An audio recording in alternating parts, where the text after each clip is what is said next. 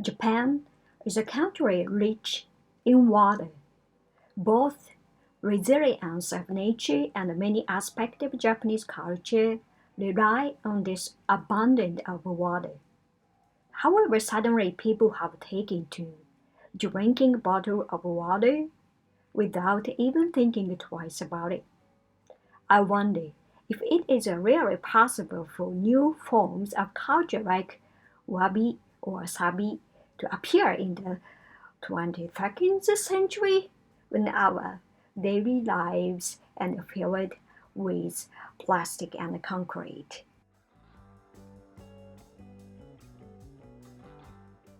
A friend who has been living in Japan for many years suddenly asked, why do the Japanese hate nature so much? He was quite upset of the fact that the authorities, in their infinite wisdoms, had decided to waste tax money and created the racket and amount of distress by tearing down the beautiful green hill right next to his home. Ostensibly as a countermeasure against landslides and pouring concrete over it, making it a much uglier place. Now, I don't think that Japanese hated the nature, but perhaps they are a bit overawed by its powers. Nature of a Japanese island is extremely resilient, usually return to its original state sooner rather than later. If you leave what man has done alone for a while, soon it is not only covered by weeds, but even whole trees may spring up. Earthquakes, typhoons are common, and that is one reason why traditional Japanese culture is based on the premise that nothing lasts for long. This insight in turn gives rise to authentic concepts like wabi and sabi and the perception of the abundance of life. On the other hand, idea it will soon recover away often leads to a rough, careless treatment of nature. As long as buildings and the whole infrastructure was made of wood and paper, that was perhaps not a very big problem, but nowadays most Japanese use a plastic, concrete with a same lack of concern. And of course, nature cannot take that. Maybe the reason why people are attracted to water is a subconscious longing to return to the amniotic fluid of the womb. During evolution, to mankind spent several hundred million years in the water as a kind of fish. Long after those fish climbed up on land and became mammals and man, we still seem to inherit a collective memories of our time in the seas. Over the ages, the people have learned to live with water, to love it, fear it, and let it purify and the powers wash away their sins. It is the subject of countless stories and design. Flowing river has become a commonplace as a metaphor for life itself. However, perhaps just because clean water is so familiar and that there is such a lot of it, Japanese seems to be forgetting the power of water.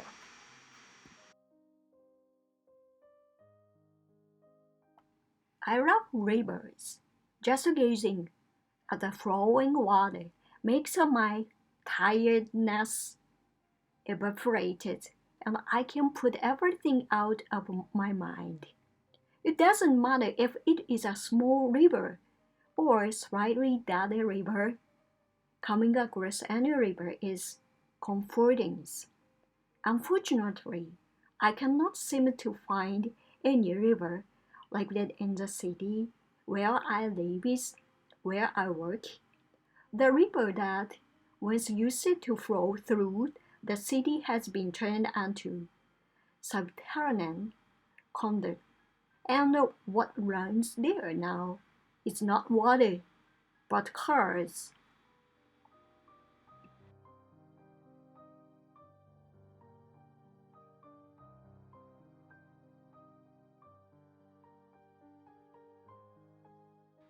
With its many volcanoes, Japan also has many hot springs.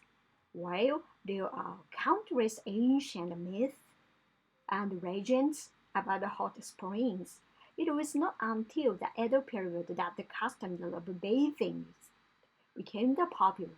Before that, steam bath had been the standard. One of the roots of bathing for pleasure was a kind of Muromachi period tea ceremony, where a group of friends would first sweat it out in the bath, have tea, and then go on to drink its night away. Even today, spas and bath houses are common party spaces.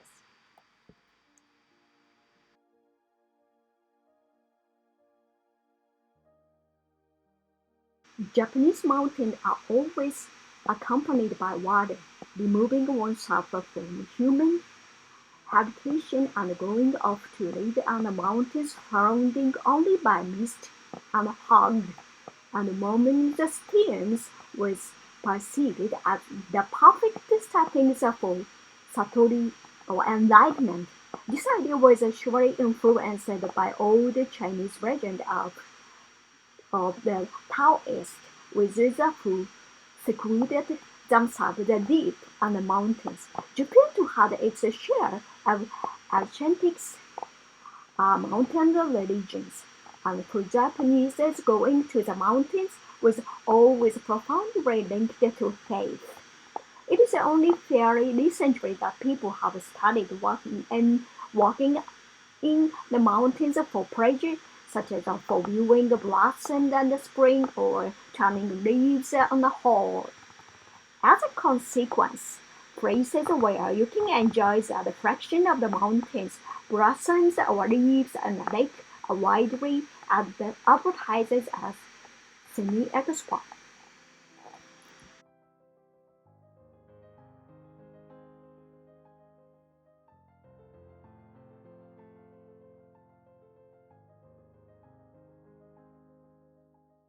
Stretching from north to south of the temperate zone, the Japanese islands with their damp monsoon climate are archipelago of water, surrounded by the ocean. The ups and downs of the complexity of the terrains attracted rain and snow, while the falling water is an irreplaceable of the blessings that moistens the ground and nourish, nourishes the greenery. Sometimes the weather causes a flood and heavy snowfalls falls and distracted and threaten the people that live and livelihood.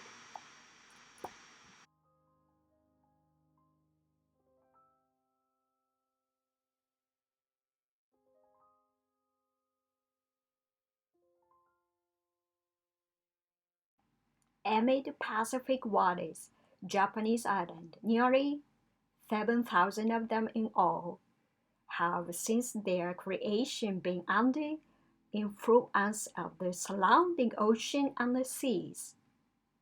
Ancient people, it would have seemed that the mysterious and powerful forces of nature dominated their world. For those living along these shores, sea would have seemed godlike in its power, as well as in the generosity. Still to date, countless lights seek to appease the sea, prayers, and offerings for calm and safe waters. Deities have entreated to provided fruits at the sea inhabitants, and thanked in due time therefore their bountifully answered the prayers. Such expressive gesture recognized the profound connections between giving and takings. Human consumptions are earnest and thanks, while fostering the deeper respect for nature.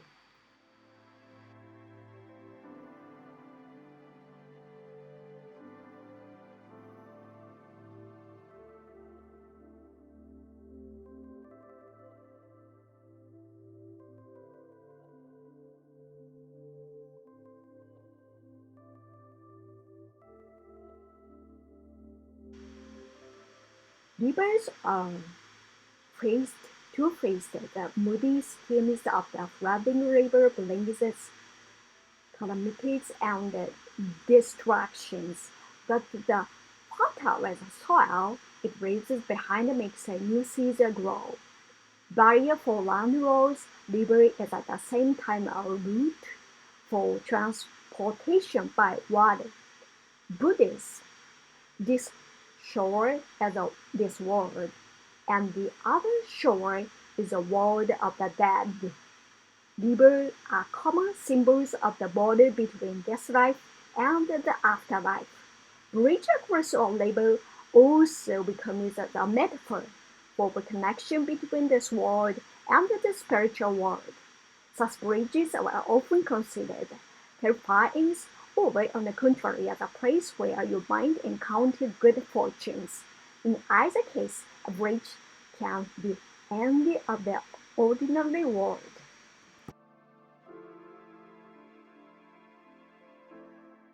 Water that has evaporated from the ground or ocean surface falls on the ground as rain or snow, then gathers in rivers or underground to returns to the sea. Water that people draw is from this natural saturation process often becomes a burden to the environment.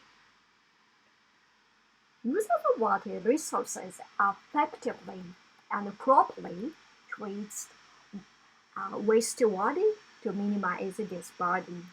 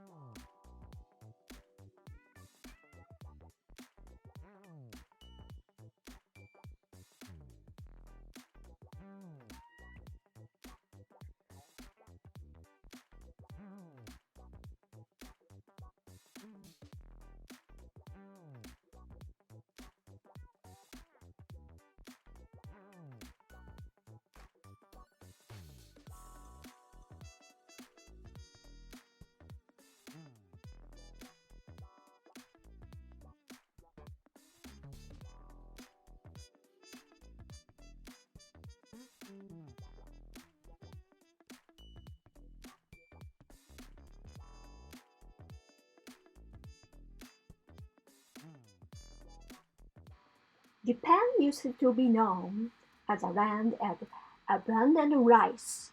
Rice farming arrived from the Asian continent during the Yayoi period around 2000 years ago and soon spread all over the island.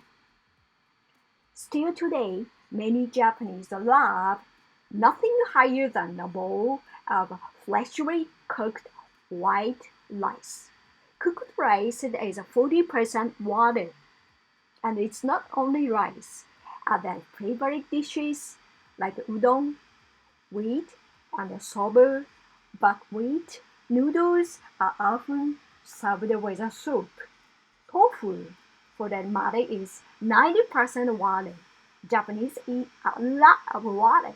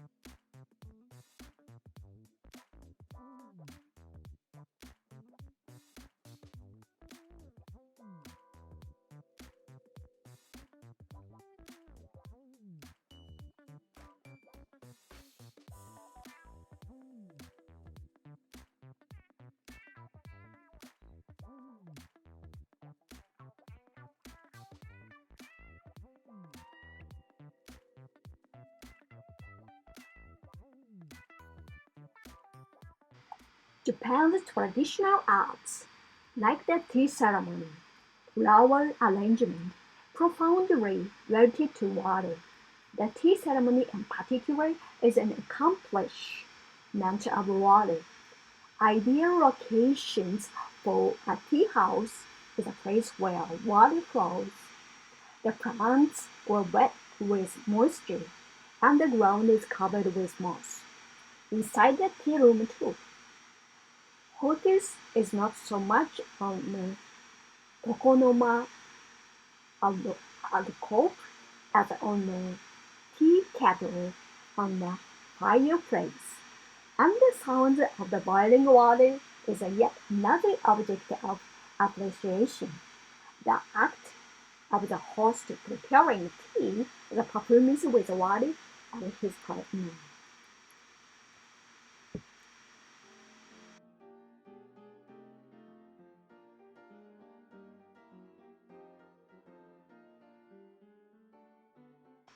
Water falling from the sky, water springing up from up underground. Water is a symbol of the spiritual power of heaven and earth. The first things that you do when you enter a Shinto shrine is to wash your hands and rinse your mouth. On the morning of New Year's Day, people would offer the first water drawn from the well on the household altar before cooking and boiling tea with it. Water manifests its power at every turn of the season and at every turning point in life. To begin with, people cannot live without water. We need water to drink, obviously, but water is also indispensable for life's other necessities, as well as for agriculture, industry, and all kinds of production. When you ear to the murmurings of the streams, stick your hand into a waterfall's sprinkled water to cool off. Savor a glass of water to sober up. Draw water to drinks, to polish the rice, to wash vegetables, then use the same water to wash your clothes, spray it on the plants, irrigate the fields. Japan used to have a culture where people both feared the power of water and were grateful for its abundance, but never waste a single drop.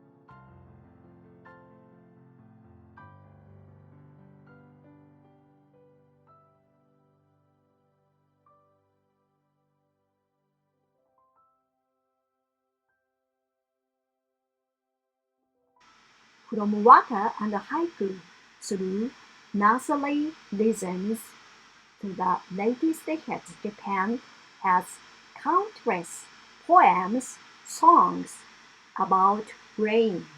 It is as if Japanese find them on the rainy weather more refined and elegant than clear blue skies.